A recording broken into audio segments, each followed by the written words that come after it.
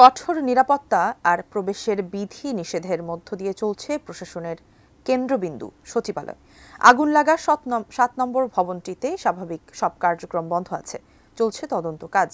আর তদন্তের পরেই অগ্নিকাণ্ডের কারণ সম্পর্কে নিশ্চিত হওয়া যাবে, জানিয়েছেন তথ্য ও সম্প্রচার এবং ডাক, টেলিযোগাযোগ ও তথ্য প্রযুক্তি উপদেষ্টা নাহিদ ইসলাম।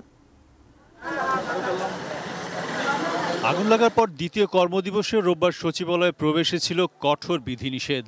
শুধুমাত্র সচিবালয়ের বিভিন্ন মন্ত্রণালয়ে কর্মরতরাই প্রবেশের সুযোগ পান। তবে গাড়ি নিয়ে প্রবেশের সুযোগ পান উপদেষ্টা, সচিব পদমর্যাদা সহ সীমিত সংখ্যক ব্যক্তি ও নিরাপত্তা বাহিনীর সদস্যরা। দুপুরে সচিবালয়ের বাইরে সাংবাদিকদের সঙ্গে কথা বলেন তথ্য সম্প্রচার উপদেষ্টা নাহিদ ইসলাম। জানান, আগুনে ৭ নম্বর ভবনের ক্ষতিগ্রস্ত মন্ত্রণালয়গুলো বিকল্প স্থানে তাদের কাজ শুরু করেছে। আমার তো আরেকটা মন্ত্রণালয় আছে, আমি সেখানে বসতে পারি, তো ওই আসিফ মাহমুদের 2টা মন্ত্রণালয় পড়ে গেছে, সে নগর ভবনে বসতেছে। তো এরকম যার যার অন্যান্য জায়গা রয়েছে সেখানে অস্থায়ীভাবে কাজ করার জন্য ব্যবস্থা করা হয়েছে আর কি। আপনি কি হার্টের সমস্যা নিয়ে দুশ্চিন্তাগ্রস্ত? স্বল্প খরচে হার্টকে ভালো রাখার সহজ উপায় মাতৃভূমি হার্ট কেয়ারে। স্বরাষ্ট্র সচিবের নেতৃত্বে গঠিত উচ্চ পর্যায়ের তদন্ত কমিটির 30 ডিসেম্বরের মধ্যে প্রাথমিক রিপোর্ট দেওয়ার কথা রয়েছে। তবে ঘটনাটি আমাদের সবার ভিতরে একটা উদ্বেগ তৈরি করেছে।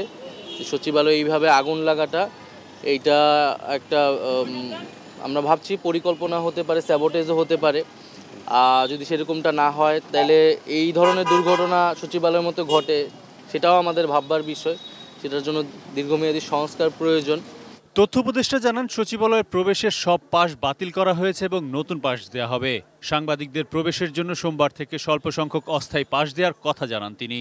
পুনর্মূল্যায়ন এবং পরীক্ষা নিরীক্ষার প্রয়োজন, তো সেজন্য আমাদের কিছুটা সময় লাগবে। আমরা একটা নির্দিষ্ট সময়ের মধ্যে সাংবাদিকদের আবেদনের ভিত্তিতে নীতিমালা অনুযায়ী নতুন করে আবার স্থায়ী পাসের ব্যবস্থাটি করব। এদিকে উদ্ভূত পরিস্থিতি নিয়ে সচিবালয়ে কর্মরত সাংবাদিকদের সংগঠন বিএসআরএফ এর প্রতিনিধিরা রোববার দুপুরে স্বরাষ্ট্র উপদেষ্টা অবসরপ্রাপ্ত লেফটেন্যান্ট জেনারেল জাহাঙ্গীর আলম চৌধুরীর সঙ্গে দেখা করতে যান। গত 25 ডিসেম্বর গভীর রাতে সচিবালয়ের 7 নম্বর ভবনে ভয়াবহ আগুন লাগে। আরিফ জামাল, এটিএন।